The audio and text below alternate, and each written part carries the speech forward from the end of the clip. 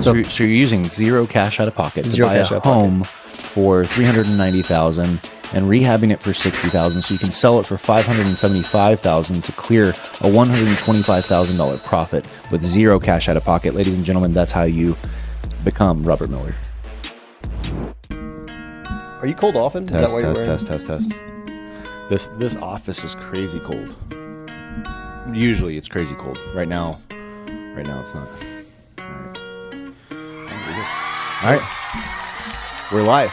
We're live in Dallas. We've got a new guest. I've got Mitch with us, and we've got Robert Miller coming out of HEB, Euless, Texas. Yep. We're going to talk real estate today. I'm excited to talk to Robert because, he's a real one. He comes from fix and flip background, from obviously selling retail real estate, and helping a really niche market in HEB. For those that don't know, HEB stands for Hearst, Euless, Bedford on the Tarrant County side, which is the Fort Worth side of DFW. And I'm happy to bring him on, and we're going to roll probably 30 minutes, 20 minutes, just talk about, your journey through real estate, where things are today. We're sitting October 18th, so we're all pretty excited about the interest rate drops. And we were just talking about it earlier. Hopefully more coming. Yeah, we're ready to, we're ready for the refis. We're ready to exit on our real estate and capture that appreciation. So I'm going to open it up. Very, very first question. Everyone loves the question. How did you first get started in real estate, and where did you come from? I came from San Antonio. So basically all my life I had been taught to go get an engineering degree, go out and make $60,000 a year, very typical, 401k, all that. So graduated high school, went to A&M, finished up there with an engineering degree, and then had trouble finding a job. Many people did back in 2010. What type of engineering? Nuclear engineering. So I usually don't share that because it gets that type of reaction, or like what do you know how to blow up stuff, or like that, none of that stuff. But you talk to Putin often? No. So yeah, we did learn some of the stuff regarding different methods or different things, just high level, and then you also learn about nuclear reactors and different things. So that's kind of interesting. But mainly, if you don't go to get a PhD, then you can at least do safety, and so that's what I ended up doing because I wasn't the type of guy to be a PhD type of person, I would say. So graduated and had a little bit of trouble finding a job, and then ended up working at a hospital down in Houston. Got really bored and saw that there was a ceiling of like 120 a year because this guy right next to me, he'd been there for 25 years. He was pulling about a 120, and that just wasn't the life. You looked at your future. I was taking a bus from Katy all the way into downtown Houston every day and back, and taking my lunch and hating life, and felt really bad about all that. So that's incredible. Yeah, bought a brand new Accord, and then ended up trading in a year later when I got engaged because she didn't like the color. So made a lot of stupid decisions. But no, after that, my buddy inspired me, and I went to work in the oil field, and so I went to Bakersfield, and I was in Russia for 3 months for training. I was in the Canadian oil sands up in Alberta for another 3 months in the winter, and had a lot of great experiences, had a lot of nights sleeping in a Ford pickup, met some great people, and then took another challenge in the same industry down to Midland. Got laid off like everybody else, so that was probably about 3 years of my life doing oil field stuff, and then came back, hospital in Dallas, got a job at Starbucks on the side to save up for our first house in Mansfield. Wow. And that was another trip. And then my realtor at the time, he ended up being my first broker, but just kind of gave me the itch of like, hey, well, let's see where we can go with this. Let's see how much, what this world's all about. And I didn't really know much about real estate at that time. Did nights of doing, studying on my own and doing the online classes and all that stuff, got a license, and then did part-time, and I was sick a lot of the time my first year because I would leave work to go do showings during the week and do a lot of things I shouldn't have been doing, but did 8 sales that year. And then you asked me earlier what was lucky or what, the big break. For me, it was I worked as hard as I could when I was doing part-time, but then my first full-time year I worked with 2 wholesalers, and they gave me all their retail leads. And so doing that, I got a lot of volume, and then they also paid for Zillow leads, which were still really good at that time, which that really died out around 2020 as well. So I got a lot of listing leads that I was doing at a discount. I got a lot of Zillow leads, and so that, I sold probably $10 million worth of real estate. So your wholesalers were like, hey, come sell this this home for us at a discount. No, they were saying that there's this seller who wants retail amount. You need to go meet with them and be their listing agent, and then you'll get the commission. And so they would just get their own. So we did splits. And so I think we were on a 60-40. So that year I earned, I'm sorry, 250,000 in commissions, just round number, off of the Zillow leads and from all the listings and everything that I did. And so they got to keep 100 of that. And so what their cost was, $2,000 a month times 12, 24 grand plus whatever office space or whatever else they were doing. So, they made, really good. They did well off of my efforts. And I also in turn learned a lot about wholesaling and listings and got a lot of volume really quickly.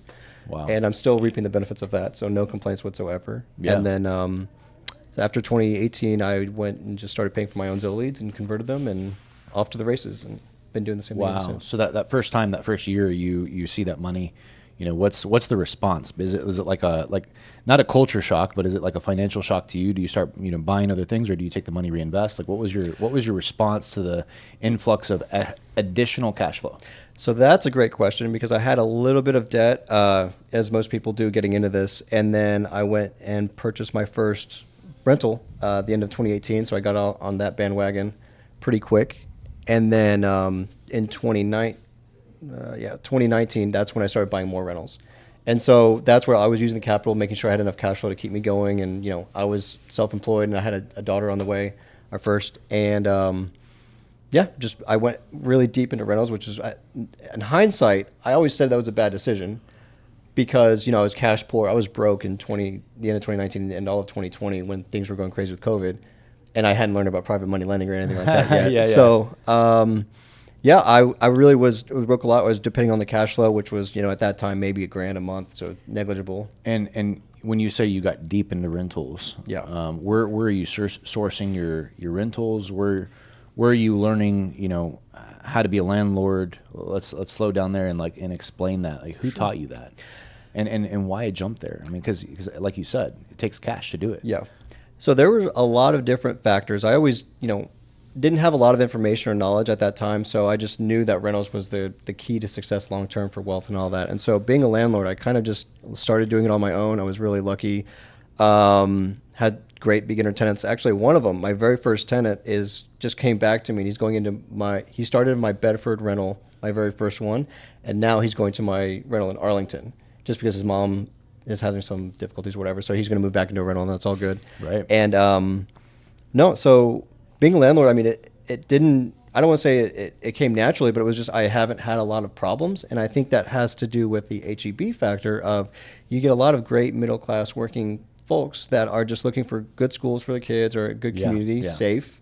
Yeah. They don't like the hustle and bustle of whether it's Dallas, Fort Worth, or even Arlington. So essentially located. So we've gotten I've had a lot of great, blessed tenants. So no complaints about that.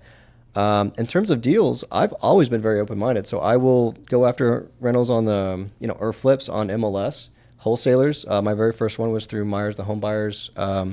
Second one was in Hearst off of MLS. They said they had a bad roof, and turned out it was fine, or maybe just needed a patch. So I bought a house that was 156 that was listed at 195. So wow, just little stuff like that. And just finding value wherever I could. Some deals were not so great, and some deals were phenomenal. And one of my, I say I had a lot of good renters. Like, one of my favorite stories, honestly, is that I had a contractor move into that house that I got off MLS. He trashed it with his wife, and honestly now I don't know where he's at, but I know he's not married to her anymore, and I know he was knee deep into drugs and doing different things, which I didn't know at the time. But so I ended up selling that, and with that equity, I went and bought a duplex in Euless. Yeah, so that's his win. But then you take the next step of that, like, well, actually the duplex caught fire and burned down within 2 months of me buying it when we were doing the renovation. And so, that happened. But then you get all the insurance money to take everything brand new from the ground up. So that was a blessing, and we did really well on that, because we don't pay retail, of course. But yeah, of course. And did the insurance covered rents?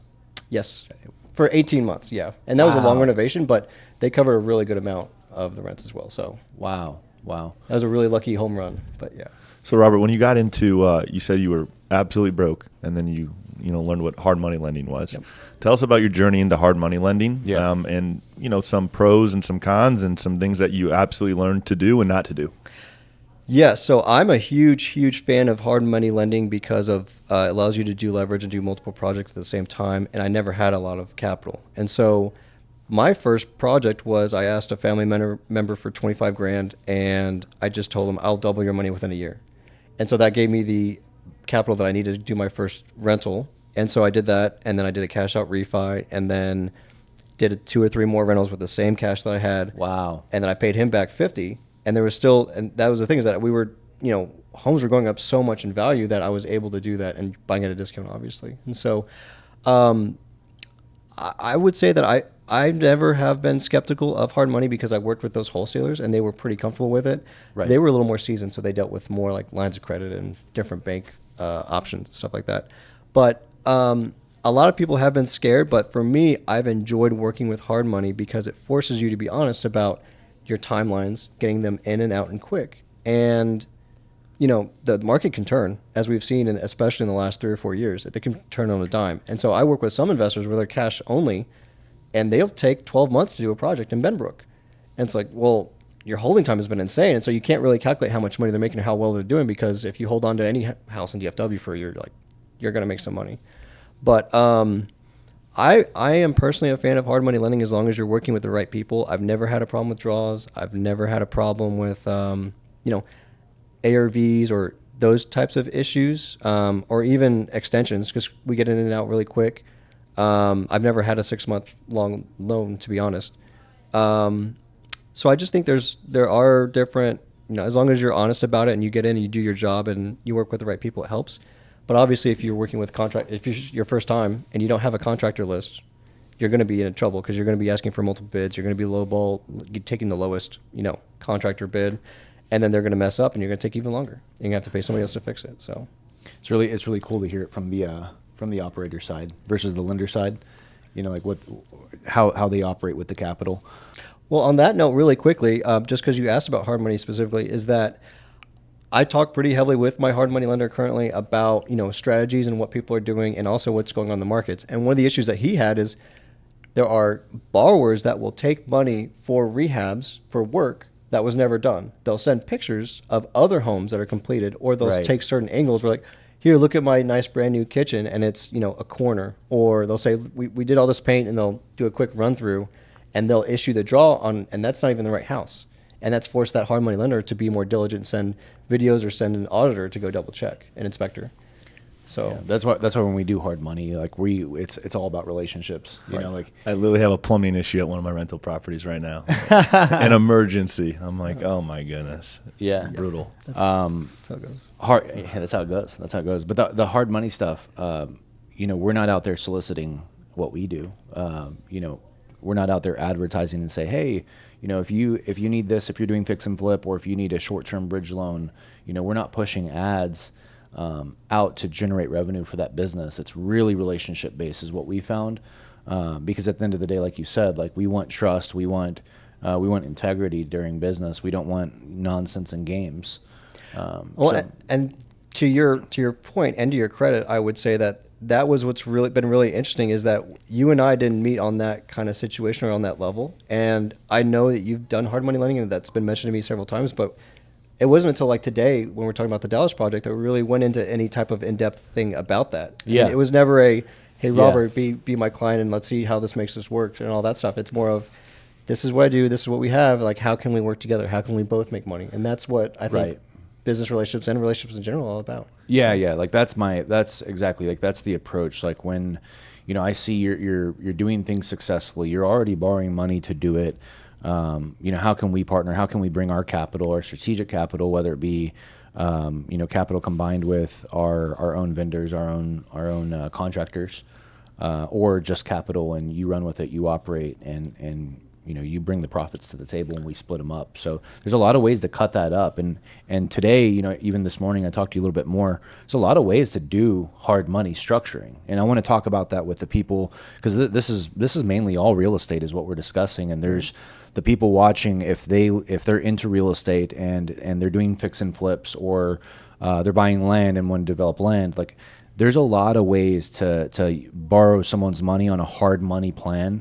And this morning we discussed a couple of them. So let's get into that. We had a home this morning. You invited me to go look at it. It's in North Dallas. Let's break it down. What was the purchase price? What was the recon and the ARV? So it's in Prestonwood, which is a really nice area of North Dallas. 1780 square feet, 322. Looking to purchase it for $390 is what I have it under contract at right now.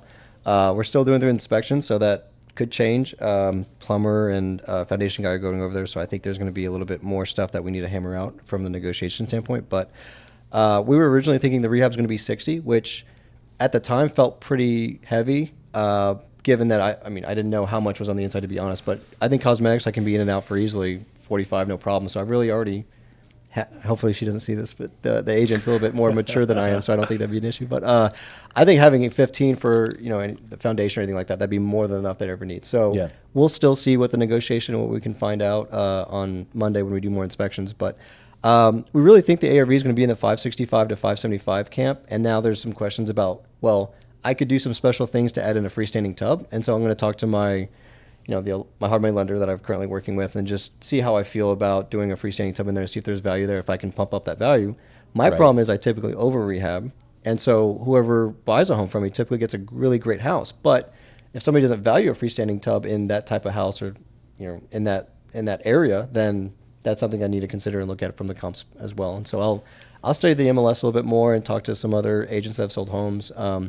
The main reason that this was brought to me, and this is a big part of my personal strategy, is that I don't pay for marketing. I don't do any marketing at all for the retail side when I'm as a realtor. I don't do any marketing as a fix and flip or anything like that.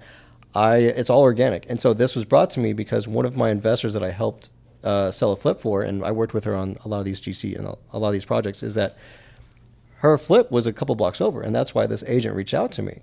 And so being involved across the Metroplex has really helped me to gain market experience, gain knowledge, and just establish connections I wouldn't have otherwise. That's right. The Spiderweb. Right. Yeah, the Spiderweb network. Right. Back to the hard money on this deal. So we've got 390. You've got rehab at what? 60? 60. Yeah. So we're at 450. How are you going to borrow the money? Typically, how do you break down the deal? What's a hard money lender do on that deal? So I'm expecting, I always did 80% minus rehab. So that's more aggressive than probably most people. But, I operate in nicer areas. And so has not been a problem. 80% of total, 80% of the ARV. Sorry. Okay. So if I think the home's going to sell for 575 and I would multiply that by 80%, I don't know off the top of my head, but I want to say that's like 460 if I'm not mistaken. So 460 minus the 60,000 rehab means I could buy it at 4 and still do well. 390 gives me a little bit of that cushion to where some of my stuff, I think a lot of my contractor work is pretty affordable, but I can do a little bit of the nicer things, like maybe the nicer trim work or the freestanding tub or things like that. So call it 400. You still have 50,000 to make up in rehab. Where are you going to pull the other 50? So I will have other private money lenders lend me money on that. So if I have a loan, and if the entire package is let's say 450 for the purchase and the rehab, then I will need to put down 10% roughly. Yeah. And so that just depends on tax prorations when I'm closing on it, all these different things. And so on this deal, I'll expect to bring $40,000 to closing, just a hypothetical number. So I will borrow probably about 50 and have $10,000 to help for 2 months of interest. And then after that, I should be done and should be on the market and all that stuff. So you're using zero cash out of pocket to buy a home for $390,000 and rehabbing it for $60,000, so you can sell it for $575,000 to clear a $125,000 profit with zero cash out of pocket. Ladies and gentlemen, that's how you become Robert Miller. That's part of it, yes. But obviously, there's more expenses tied to that. But yeah, that's on your $50,000. So you're essentially borrowing that $50,000, and that's uncollateralized. You're finding someone like, hey, who trusts me, who has $50,000 they're ready to put to work. What type of return does that individual get on non-collateralized $50,000 investment? Yeah. So as I'm about to answer this, I'm looking at the clock because it's 3:50, so I'm going to miss a wire cutoff. I'm borrowing 50 from a certain gentleman that I work with who'll probably see this, and I'm not going to be able to wire him, so I'm sorry about that. But I borrowed $50,000 from him for a project, and so I'm going to pay him back $60,000. So he made $10,000 profit. I had his money for 6 months, which is definitely longer than normal. But he's making 20% on his money within a 6-month period, so that's a 40% annualized return.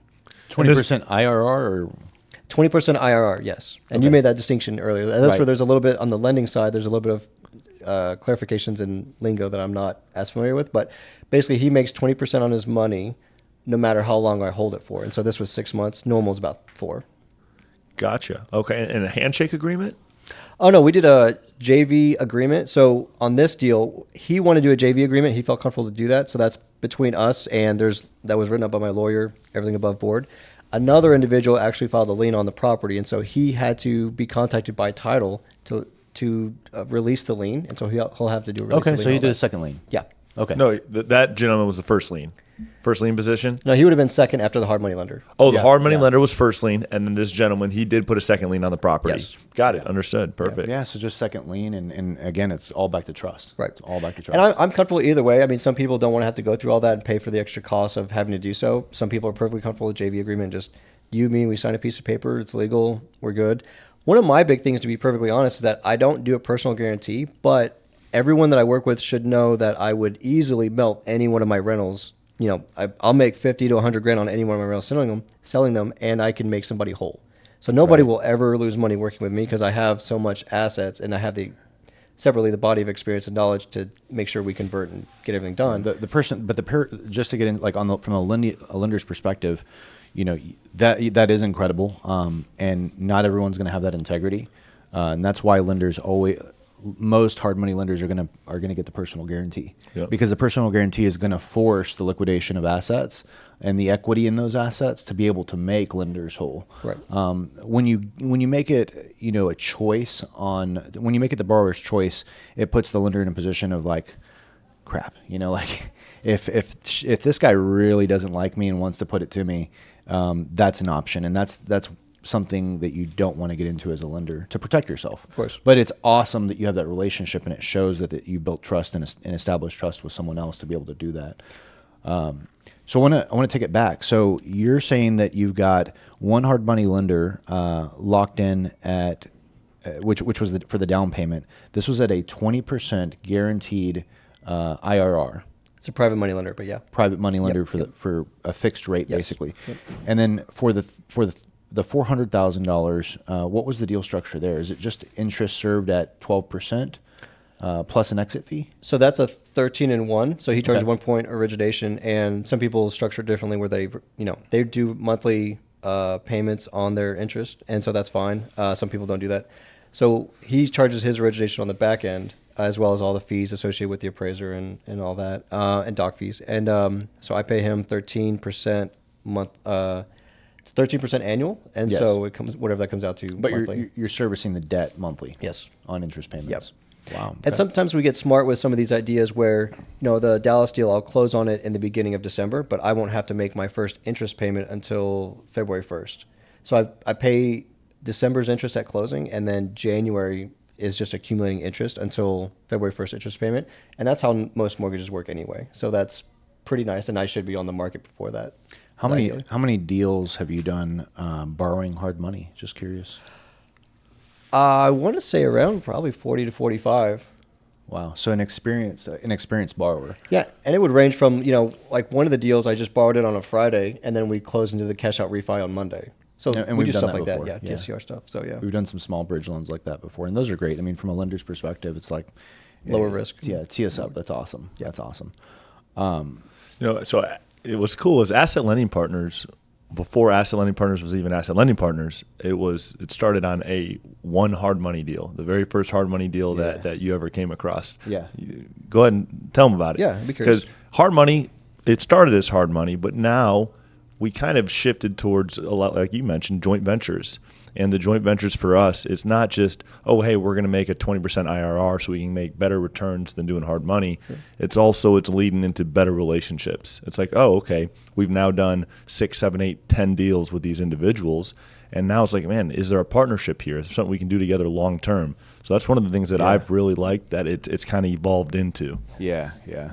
And we come from a business where we already came from the lending business, and as you saw, we gave you a tour. We do service the lower income the lower income borrowers from the auto side, and we've never really been able to put ourselves out there and really tap into a different network of individuals and work with successful operators and even millionaire operators. And it's really cool because you get to work with, when you're working with millionaire operators, you work with more sophistication, more experience. There's a lot more success, in our business, in the automotive finance business, like you saw, there's tons of repos. So there's not success, and we want to prevent that, right? We do everything we can to prevent that. But in the hard money lending business, you don't see the foreclosures. You don't see the the hard hammer come down. When we get into a situation where a borrower, and we've ran into this several times, we have a borrower that cannot meet a deadline or needs an extension. We're all pretty level-headed, and we entered the deal knowing a pretty good amount of about one another. And so when we face a challenge, we're able to overcome the challenge because we all bring no emotion to the table, and we bring logic, and we say, hey, how do we work through this? Because the objective here is not to take someone's land. The objective here is not to take someone's car. But how do we make sure that people are taking ownership over what they committed to, and then get over the hump? So we were able to get into the business with a friend of ours who wanted to buy recreational property. And that was really cool. The property was 160 acres, 170 acres. It was a significant size. I think it was like 1.4 million. And this gentleman who's introduced us to Robert Miller, right? Yeah. Okay. Awesome. That'll make the story more interesting then. Yeah. Exactly. So anyway, we walked through it, and because we knew him and we were so familiar with him, we were comfortable, loaning the money. And so we put up the money. We were thinking, man, that's quite a bit of money to lock up for an unprecedented amount of time. We didn't know how long it was going to take to get a refi done on land, because when you underwrite a deal, you're always asking yourself, how is the borrower going to exit? And in your scenario, being a fix and flipper in real estate, and you're borrowing hard money, that's really cool, because from a lender's perspective, the money's in and out. They're making their points, right? They're waiting for you to exit and be right back in the seat for another one. And I love that. I love working with those type of operators. In land, it's different because they don't just list the land on the market, within 1 month, 2 months. They're not remarketing it. In this situation, it was like someone buying a personal recreational property, and it was their ability to go refi us out of their loan.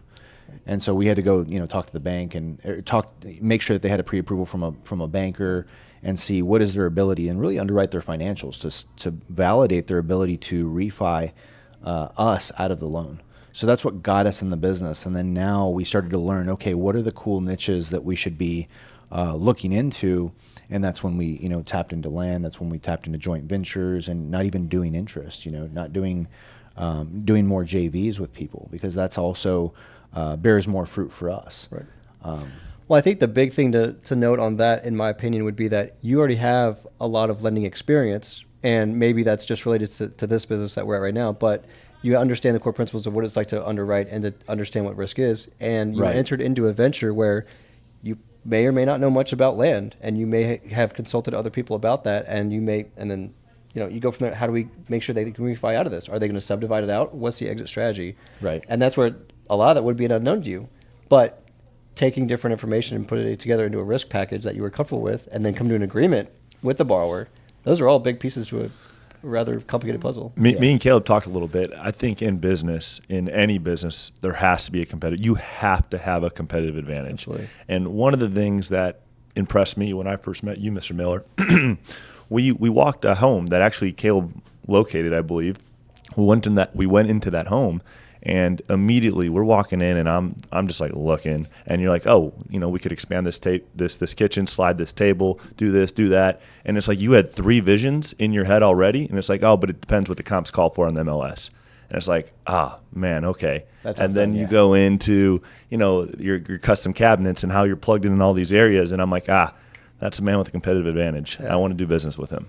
Yeah, exactly. That's people have asked me do I enjoy what I do and all these different things about flipping, because there's not a feel-good feeling too much about landlording, because nobody likes landlords, and then flips. A lot of people don't like flippers and all that stuff. But to me, the exciting part is kind of what I was doing today, where I walked into the house, and I've seen this layout before in Dallas, because that's what my business partner, she already flipped one like that.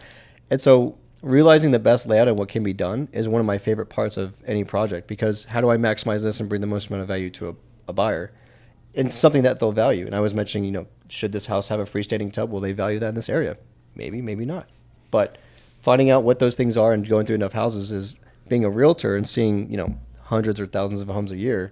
That's my competitive advantage of seeing that. Yeah. You're a visionary for sure. It's fun. It's cool, man. It's really cool. Yeah. I think that deal that, it was like an operator or a business owner that called me, and they needed to liquidate someone's estate, and it was 3 homes, right? Or maybe That's it was right. 4. Yeah, it's 3 homes. Euless, and then I think there was one in Euless, one in Bedford, and then one in Haltom City, if I'm not mistaken. Something like that. And I called you. I said, "Hey, do you want to take these down? Do you want to split them together, flip them?" It was cool. I mean, and we get those calls, and it's great. And but when it comes to fix and flip, and before we started doing fix and flips on residential, with our other operator, that was the first person that came to mind was you. Because you do fix and flip, and that's your strike zone. So I've got a good one. I want to talk about your worst deal and your best deal, because the people watching, they gotta know that everything is not just pretty, all the time. So let's talk about the worst deal and what made it the worst deal. Yeah. So worst deal was actually, it tug at the heartstrings a little bit. I'm from San Antonio. And so a deal was brought to me through a family friend. She lives in Colleyville, and we lived in Bedford at the time. And so I really want to do it. If I know the person, it makes me want to do it so much more, because I just want to have that connection with them. I want to have that the fun thing of where we both care about it. So I took down one of her family's homes in New Braunfels, and I was excited because it was my first opportunity to bring what I have learned and gained up in DFW down to my family who's in San Antonio. Yeah. So I hired... Let me bless y'all. Well, and show you what it's all like. And so my older cousin Richard helped. He did a lot of the painting. He did a lot of coordinating the project management. And at the end of it, I brought in my dad, which unfortunately my dad had a stroke about 5 years ago. And so trying to get him to be more active and those kinds of things was a really neat experience. But that being said, there were a lot of variables and things that I found out, such as contractors in San Antonio are way more expensive than up here. They charged me like $3,500 just to install the countertops. I drove the countertops in my pickup down to New Braunfels from DFW. The really not great thing is one of them actually slid off my pickup because the strap wasn't on hard enough. I took the final left to go down this road off of 35. I took a left to go across the overpass, and it flipped off on top of the overpass, and people drove over this 3-centimeter quartz slab on the highway. Your quartz slab? Yeah. So reverse. how far did you drive? So I mean, it's from Dallas to New Braunfels is 3.5 hours. Yeah. And you have a slab of quartz. 2 slabs. There's 2 slabs on there. On the back of your truck. One of them slid off. Yeah. On the highway. Did you keep? Well, no, it was on the overpass, but yeah, I turned left at the light, and then as I was turning, it flipped off the back of the Did you keep it? Did you keep it moving, or did you look back and say, "I need to go get you"? I kept moving. I looked back at my rearview mirror. And I said, "Look, there's this big white square on an overpass of 35." And it was funny. I got to the house. So that's a loss. Said finders keepers. That's yeah. So that's I don't know, it's $1,500 or whatever it ended up being. But so I got to the house and I started calling everybody I knew. I called my dad. Like, what can we do? Like, can we lift it up? Is there a way to do this? And at the end of the day, we're just like, it's $1,500. It's going to cost how much to bring a forklift, or to lift this thing up would be impossible. It was a lost cause. So not even just the financial loss, it was just the emotional piece. So there's that. So all that stuff. So with all the contractors, I didn't make any money on that deal. I paid my cousin $8,000 because he put in sweat equity, and I felt like that was the right thing to do. He didn't get paid any money along the way. So I paid my dad like $3,000 because he just did some little Home Depot stuff at the end. But I broke even. I just called it. Wow, called it a broke day. Even. Yeah, and I was happy to pay them out. They earned it, and then for That's me, incredible. It was just, yeah, and it was just a part of the experience, the learning experience of San Antonio, and that's going back to your point about competitive advantage. That I have a competitive advantage in DFW with contractors and all my suppliers and all that up here.